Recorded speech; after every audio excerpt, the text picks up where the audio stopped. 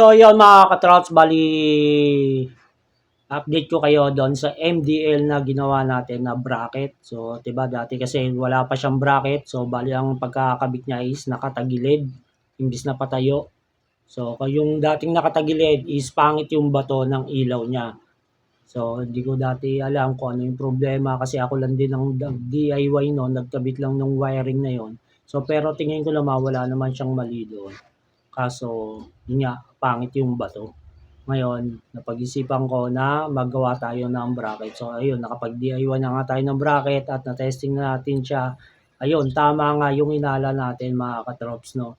Yung tungkol sa pagkakakabit ng MDL natin is doon siya nagkaroon ng problema. Kasi nakatagilid niya siya imbis na patayo. So ngayon, yung nagkaroon na siya ng bracket is patayo na talaga na nakakabit siya. Kaya yon, yung tinesting ko siya is ang ganda na ng bato ng liwanag niya, sabog na sabog na. Dati kasi parang flashlight lang siya na nakatutok lang kung saan lang yung dadaanan mo.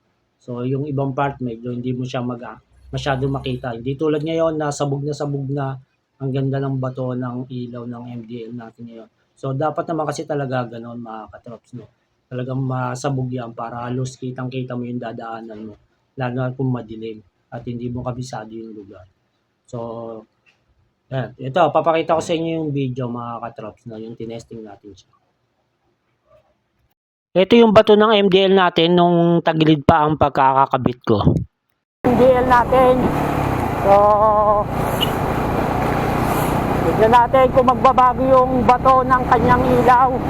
Kasi nga, naglagay na tayo ng bracket, no? So, dati wala siyang bracket. So, ngayon, nalagyan na natin. Tignan natin kung mag-iiba nga yung bato ng ilaw niya. Kasi, dati kasi is, yun nga, maano yung bato ng ilaw, parang flashlight lang, parang isang tutok na tutok lang sa isang ano. So ngayon, testing natin dito mga katrop.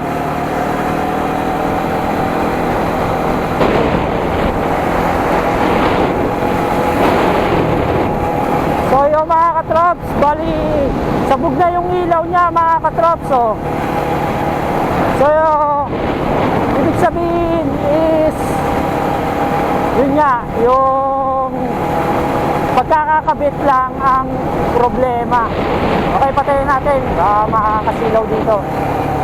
So yun, bali ang naging problema is yung pagkakakabit lang.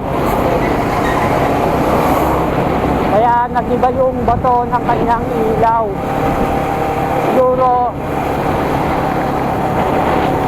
dapat talaga is yung nakatayo siya, no, sa tamang pagkakakabit talaga sa kanya. Kasi yung sa akin nga, ginawa kong patagilid kasi nga wala nga tayong bracket at nakakabit lang sa radiator. So kaya siguro naging ganun yung bato ng ilaw niya. So, yung napalitan na natin at naipatayo na natin siya sa tama niyang posisyon.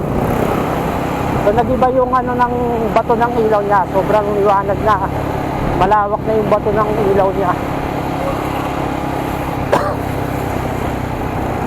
So, yun lang pala ang problema mga katrots. So, yun. Yung kayo is mag-DIY ng inyong mga MDL.